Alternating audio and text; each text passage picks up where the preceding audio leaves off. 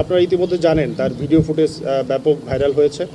সেখানে ছিল সে নিজে দুনালার সাইডে যে দুনালা অস্ত্র ছিল সেটা দিয়ে হচ্ছে নিজে ফায়ার করেছে, তারপর হচ্ছে সাইদ নিজে ফায়ার করেছে।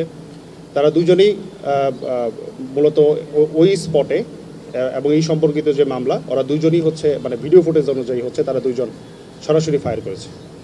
হ্যাঁ, সেই অস্ত্রগুলো উদ্ধারের ব্যাপারে আমাদের অভিযান এখনও চলমান আছে। আমরা এখনও প্রচুর খোঁজাখুঁজি করছি, প্লাস হচ্ছে আমাদের যেই ধরনের টেকনোলজি আমরা ইউজ করতে পারি আমরা করে যাচ্ছি। আমাদের তদন্ত অব্যাহত আছে।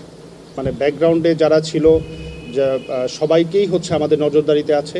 আমরা সবাইকেই খুঁজছি, সবাই আমাদের নজরদারিতে আছে।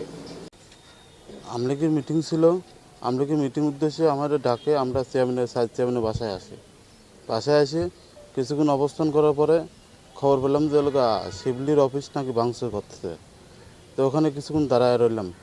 কিছুক্ষণ দাঁড়ায় থাকার পরে এমপি সাহেবের সাথে কথা বলার পরে চেয়ারম্যান আবার ওই দিক দিয়ে রওনা দিলে, কষাইপট্টিতে রওনা দিলে কষাইপট্টির মোড় পার হয়ে যায় সেটাই ছেলে পেলে চেয়ারম্যান গাড়ির দিকে গেছে স্যার। আগে আসার পরে চেয়ারম্যান গাড়ি ঠেকা দিয়ে নেবে সেরে শাহন ফায়ার করে। আমরা স্যার ফায়ার করছি